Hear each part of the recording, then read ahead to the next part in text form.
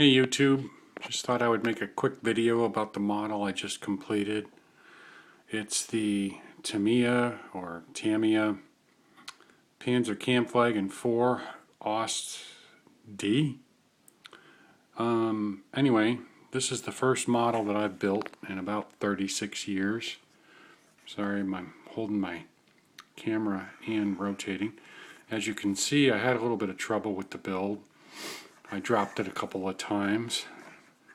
Actually, I'm just funning with you. This is a model I built about 40 years ago. It's obviously pieces are broken off, but I used it as my tester for paint and whatnot. This is actually the kit that I just finished about a week ago. It truly is the first model I built in about 36 years, and I'm pleased with the way it came out. I finished it. It came able to be built in 3 variations: an early version, which is what I did, a late version, and also an Africa core. I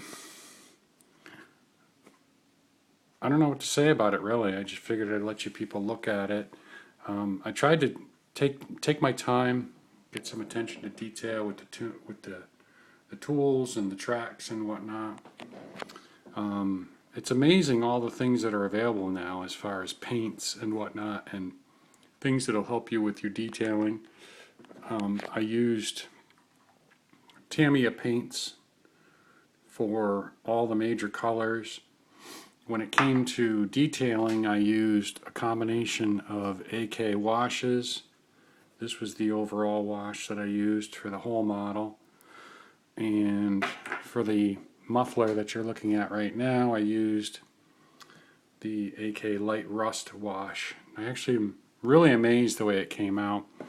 Because it's the first model I've done, as you can see, there are a couple of mistakes. The muffler is slightly crooked, the top piece. That's partially because when I was putting it together, I put it together backward, so I had to cut it apart and then fabricate a piece so that it would actually stick to the model. Did make another mistake. One of the hatches, I think it's a gun portal actually, on this side of the turret. It was square and straight when I first attached it, but I think when I was putting the turret on, I managed to press down on it just enough so it's slightly askew.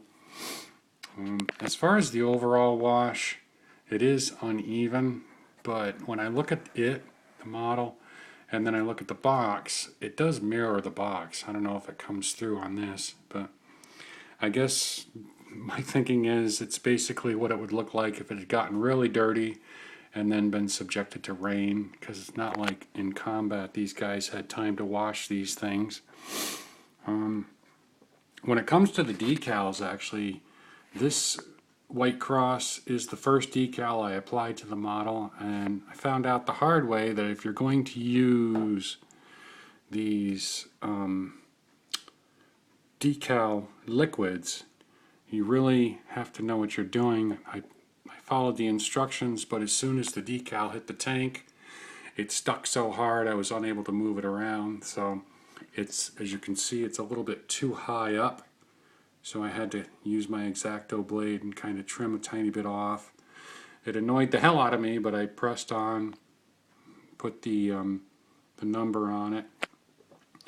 As far as the front, I have no idea if the marking I used is the correct one. The instructions, although the instructions showed you which decals to use for early version, it didn't tell you in detail which one was correct for the early, so I knew which one was Africa core. I know the palm tree with the swastika is definitely the Africa core.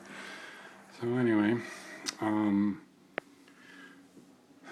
as far as the antenna that I used, the instructions actually say to melt a piece of the sprue and stretch it, but in watching other videos on YouTube, I saw one guy say that he basically just used a single bristle from a plastic broom, and it actually worked great.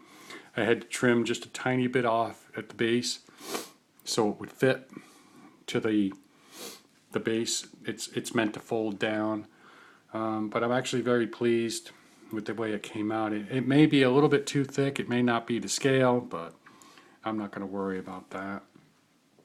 So anyway, I think I did a pretty damn good job for the first time in 36 years, you know. Sorry the light's not all that great. So hopefully you'll enjoy this video, and if you have any feedback to give, good, bad, or otherwise, go ahead. Signing off.